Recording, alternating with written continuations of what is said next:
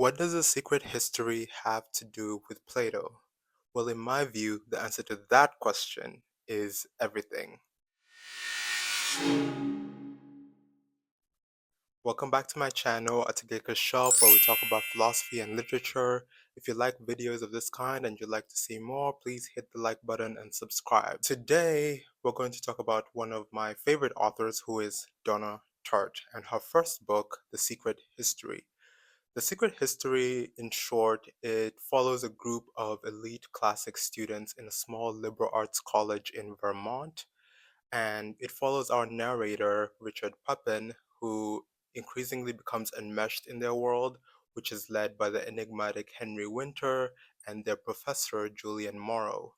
Their obsession with ancient Greek culture eventually leads them to perform Dionysian rituals, which lead to the murder of a Vermont farmer, and eventually their friend Bunny, who attempts to blackmail and exploit them, is also murdered by the group. It is easy to see how this is such an enigmatic story for us, especially in context with Plato, because of Dionysus.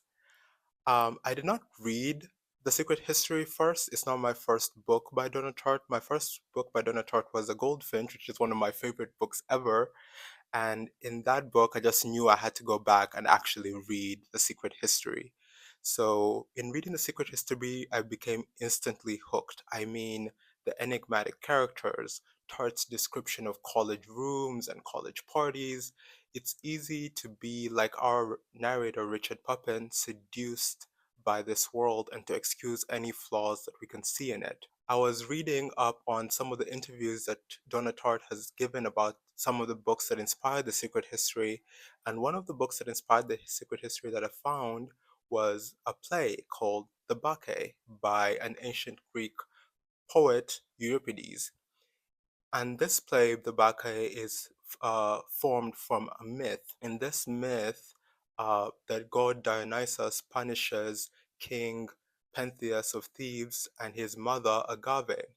In the play, Dionysus arrives at Thebes and is hell bent on avenging any slander to his name by his aunt, Agave, and he wants to punish King Pentheus and his mother for saying that he's not the son of Zeus and he's not a god.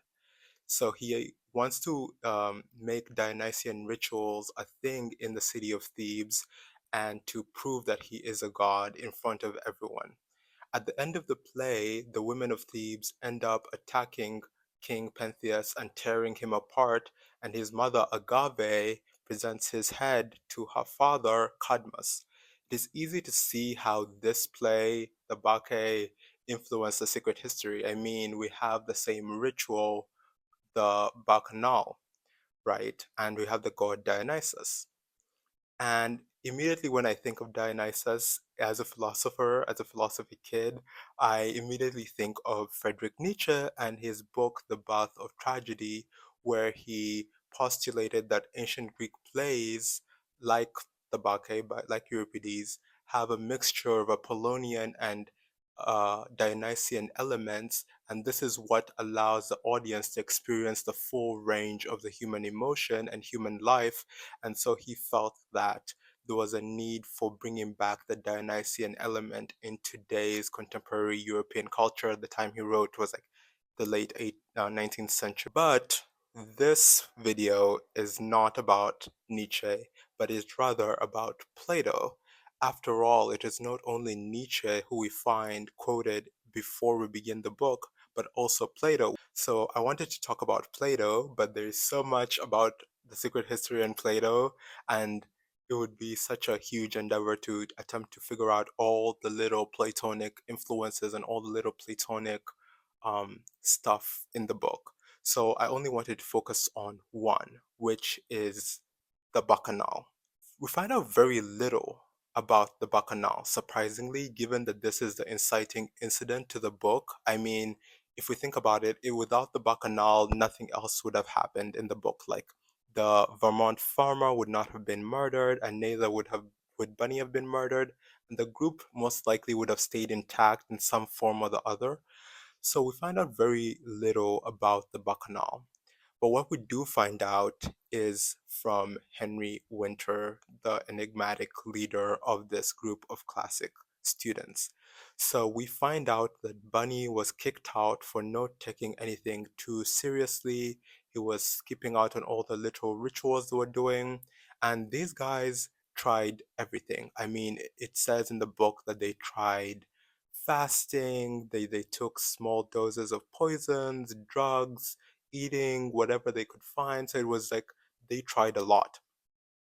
And the two things that I found interesting, which allowed them to crack the code of the Bacchanal, were Henry says that he discovered that they needed to be in a state of euphemia, which is cultic purity. So they started doing things like fasting and cleansing their body, right, in order to allow the god Dionysus to sort of take over, or to like they have to cleanse their earthly body to allow something supernatural to emerge from that. And the second thing that we find out is that you need total belief, absolute surrender to the God. And he does this by comparing it to um, what's that book? Dante's Divine Comedy. And he says that to a Christian, the Divine Comedy makes sense, but to a non Christian, it doesn't really make sense. You have to be a Christian in order to understand Dante's Divine Comedy. What I find really interesting is that there's this aspect of belief, right? It's not something that is absolutely like knowledge or objective. It's something about faith and it's something about belief. And then the bacchanal itself, or like the state of like when they actually enter into this state, we get very little about it. We get some quotations that I want to pull out from Henry. Henry says, quote, "Time is not spring and winter. It is not birth and decay. It is indifferent to good and bad simultaneously." So it's interesting that he says that everything moves in fast motion, right? Everything moves as if it doesn't, like, they're not tied to their current situation and their current moment. Everything sort of happens. And he says that they sort of shed their mortal skin. And Richard asks Henry, which in a statement I find really interesting, he asks Henry, "Did you meet Dionysus?" And Henry says quite seriously that they did. Like they met Dionysus. And Richard doesn't quite understand it. And it's like, yeah, like it's ununderstandable. It's beyond comprehension in a lot of ways. I wanted to connect this to Plato, specifically a dialogue, which is one of my favorite dialogues of Plato, the Ion.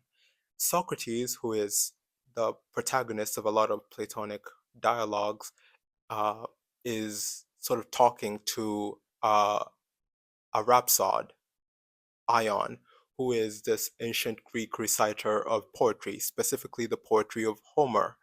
And what Socrates points out to Ion is that he could not have recited that poetry through the understanding because he cannot recite poetry of any other poet except Homer in a very like the way he recites Homeric poetry.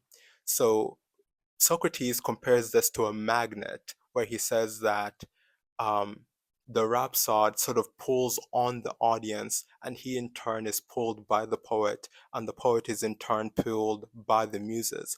So Socrates says that poetry is divine inspiration, right, from the muses. It's not something that comes from the understanding.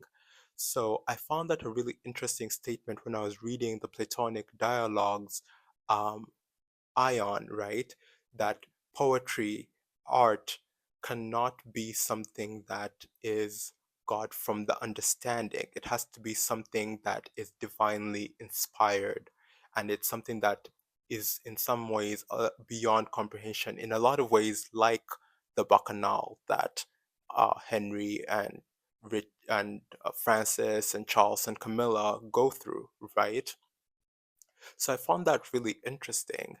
And but what I find interesting in relation to the secret history is not just that we that these people are sort of bound in this artistic and divinely inspired mode, right?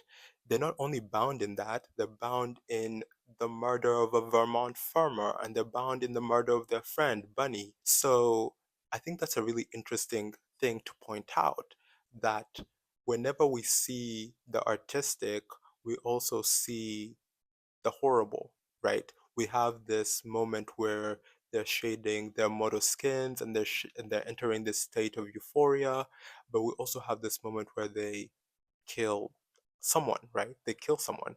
And I found that really interesting because in another place in Plato's Republic, um, Plato talks a lot about how poets shouldn't be allowed in the city, like they should be kicked out of his ideal city because the poets disturb the order of the soul, right? Poets disturb the order of the soul, so poets should be kicked out. So I find it really interesting that in the Ion, Plato, through Socrates, is talking a lot about um, divine inspiration, right? Like poetry is divine inspiration, but in the Republic, he's talking about poetry as somehow a bad thing. It's like divine madness. And this brings me to a point of remembering this conversation that they have with Julian, where Julian states that beauty is terror. Whatever we call beautiful, we quiver before it, right? And I think this is the duality that defines this book, that wherever we find the beautiful, the picturesque, that which is good, we also find in a lot of ways that which is terrible, that which we cannot even speak about in a comprehensive way. So I found that a really interesting thing to think about. I think that is the true tragedy of the secret history in a lot of ways. It's that Richard tells us from the very beginning that his fatal flaw is that he has a morbid longing for the picturesque at all costs, right? Like we know that about Richard. We know that Richard, time and time again, is presented with the bad side of things. Like he's presenting something very picturesque, like this group of elite college students, and one by one we learn about the darkness hidden behind it. And yet, Richard, like a true tragic hero, cannot help himself. He can't help himself but to see the other side of it, right? He can't help himself but to see to see the beauty even if the terror is being shown right in his face.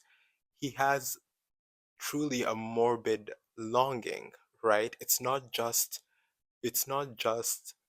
a longing, it's very morbid. It's something that he will stake his life on.